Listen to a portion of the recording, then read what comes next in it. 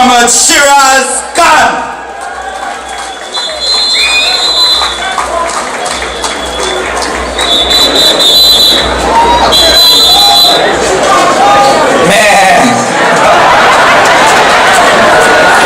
Afternoon, Faizabad. Could we, as citizens of this beautiful country, be happy with what's taking place today in our beautiful country?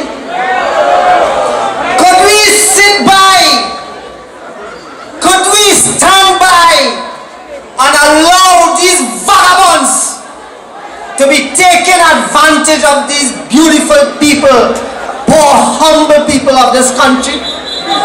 It's time we let people know who don't hear, go feel. And today's Labor Day celebration should not pass without some clear message sending to those corrupt 20% government ministers we have in that place where they call government. Brothers and sisters, before I talk about agriculture, if we don't address the system of governments of this country, we will not fix labor, we will not fix agriculture, we will not fix the hospital or the youth problem. Not all will be fixed. We have a government that when the Minister of Finance first talked, he talked about the businessman was owing $16 billion to this government of Trinidad and Tobago. What we have heard about that since he mentioned it. But yet they want to squeeze every single cent out of the poor people of this country, while the big businessmen, but probably I know, is on $30 billion because they are in bed with all of those criminals who taken advantage of the poor people of this country.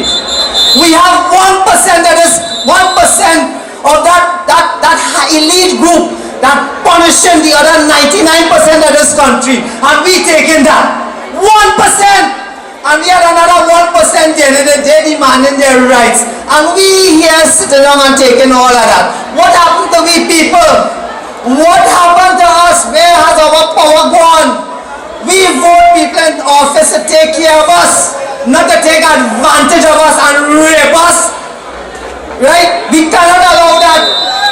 Let me tell you something. I want to ask all you today, and I want to introduce all you to a new way to spell corruption.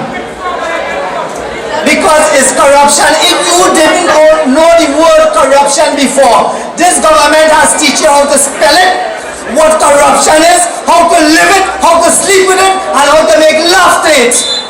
That is what this government has done concerning corruption in this country. Right? I will tell you, it has 5 words that is used to spell corruption. When I ask you to spell corruption, you must spell corruption with A-N-A-N-D. When you want to spell corruption, you might start with a K and a A, and you know the rest. You don't have to use much words because they have taught us what corruption really is in these times. And if we don't fix that, then we cannot fix agriculture and anything else. Let me tell you something how nice corruption is with this wicked set of people we have in office. They're really nasty, you know. They say that they plant food, and all the media personnel could bear this out with me. K.A., you say it. Right? The thing about it is that we saw Glenn Ramadan Singh and the URP workers giving out food at a plant from Garden. I live in Castlefield. I use binoculars and macro day and night, all how to see which part in Castlefield URP planting food. You know where I get the damn food? In Makoya wholesale market. Buy it and fool the people of this country and say that they plant that in Castlefield URP. Ask the media, they were calling me and asking me where that is. I gave them the man number, the man hiding from them. And that is the kind of dotishness going on for governments in this country. That is why agriculture can't go nowhere. Let me tell you, ask any one of you here today, which one of you have paid your land tax in the last 4 years? And we sitting down quiet? we say Manan was a demon because it started in 2009. But like we get rid of the demon and we get rid of murder for demons. Because just like property tax, when they say Manan would have take we house and we land when we can't pay the tax. What happened now for 3 years the government and they can't pay the people land tax? When they tell you you have to pay 20% land tax and you can't pay, what you going to do as poor people? Tell me, comrades, brothers and sisters, when the hell are they going to wake up? When will we wake up? When the joint trade union movement or anybody calling for march is a few people, but yet all they complaining on the radio, all this one, all that one. What's going on? Let us come to where the real strength of the people is, which is that gentleman who taught all of us how to fight for our rights. Right? Let me tell you how nice this thing is, how corruption is. We have Castlefield. Castlefield was set up as a dairy industry. Castlefield is about cattle, sheep, and goat and pigs. Don't mind the time I shouldn't be talking about pigs. Let them go to France with that. Right? And they want to set up a fish plant, a fish processing plant to the east of Savannah. That is how stupid these people getting in this country. It is lust for power and Anand. Not corruption, Anand. Brothers and sisters, I want to come a little personal to Shiraz Khan now. All you know, as a Muslim. And they have a man who said in 2005, hear what he said. This took place at a discussion they had in the current strongholds of the Indo-Caribbean community. He was the marketing manager for NLCB. But hear what he said.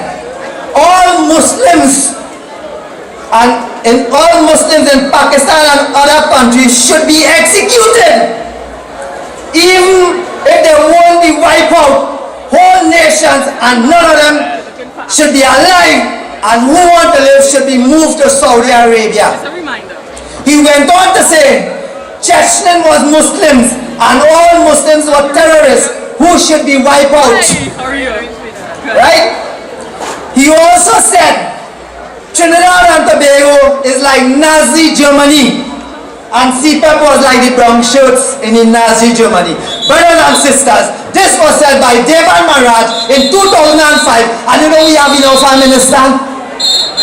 Is it that we just look to the depth of the barrel for the scrums, for the manure, because I can't see the right road on the stage, but we're looking for the gobar to put in our office? This is what we want in this country? A man talk about ethnic cleansing. We put he in our ministry, I know he practicing ethnic cleansing. Right? And hear what happened in the ADB, who is this minister in charge of to remove 65 people of a different race and Muslims. I am attacking no Hindus here, you know. In trade union movement, you can't attack nobody in religion or race. This is a different place under the sun of Trinidad and Tobago. They fired 65 people and replaced it with their own to balance the ethnicity in the bank. Until they call in the bank now, when they're going down the road, a man say, hey, where are you going? I say, ADB. He say, no, you're going Hindustan or what? And this is what they're bringing us into conflict with one another based on race and religion. And we must say no to that and deal with it on platforms like this and hit the streets when the joint trade union asks you to come. Don't only come to Labor Day for FET and to stand up for the people, but get out on the streets and tell these people where the hell to go. You understand? Brothers and sisters, in this workers' agenda, let me tell you how serious this workers' agenda is. Under food sovereignty, we say since 2000, and they adopt it. Comrade David and everybody here will tell you, yes, they adopt that. Here was number 3 point here. An immediate halt to the destruction of agricultural land and project. What we since then, boy? What we see since then, Castlefield, they want to bulldoze farmers and put a judicial court and what they call it, a forensic lab. You know, and this is what it is. They're destroying agricultural lands to put on highway. They're destroying lands in Dabadi and all about to put on houses. And then was the same people tell Patrick Manning, hey, you're full of padding and lambasting for that. You understand? The other thing about it is that since 2006 we don't have a production cost, a production survey to implement. We put it in the agenda and ask them, you know, now they open up the market to import more milk than any damn thing else. I know the person who buying me milk, hear what they're telling me. We can't give all the increase because we competing with a cheap milk on the market. That cheap milk is a heavily subsidized milk coming into the country. When would we understand what's going on here is big business rule. And the more milk them come in, is the more money they go pump into the campaign. And unless each and every one of us here don't go down to the boat in the back there and join the MSJ until we don't become members of the MSJ and finance yourself. Don't let no man come and put in $1 million and get a job for $6.5 million to pull out that truck. That will never happen on this platform here on MSJ. And no man will fix a little hole in sea lot for $7 million. And it has more to come. Brothers and sisters, I am not going to take much more of your time.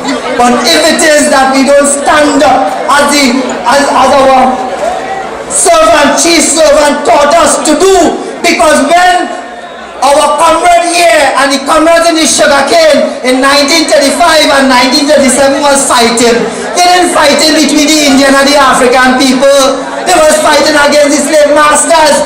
Right? In 1970 we was fighting to get people with color like me. Not the hair, it was the color. To get a job in a bank or in a respectable office. But then why we fighting about ourselves?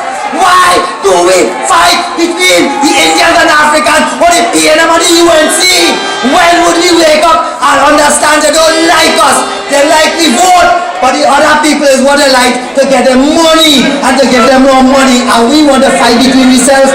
Brothers and sisters, comrades of Faizabad and the beautiful Trinidad and Tobago, please wake up and listen to what our comrades say. And let us lead the real fight, which is against them criminals who want to put we down in the ground and keep me on the ground. Remember, there's only 1% and those vagabonds in parliament who want to control we, and we are the 99%. Thank you very much, comrades. Long live Trinidad and Tobago. Long live the working class of Trinidad and Tobago. And you media and you police, everybody is working class and stand up with the workers and stop looking at the pressure. Thank you very much.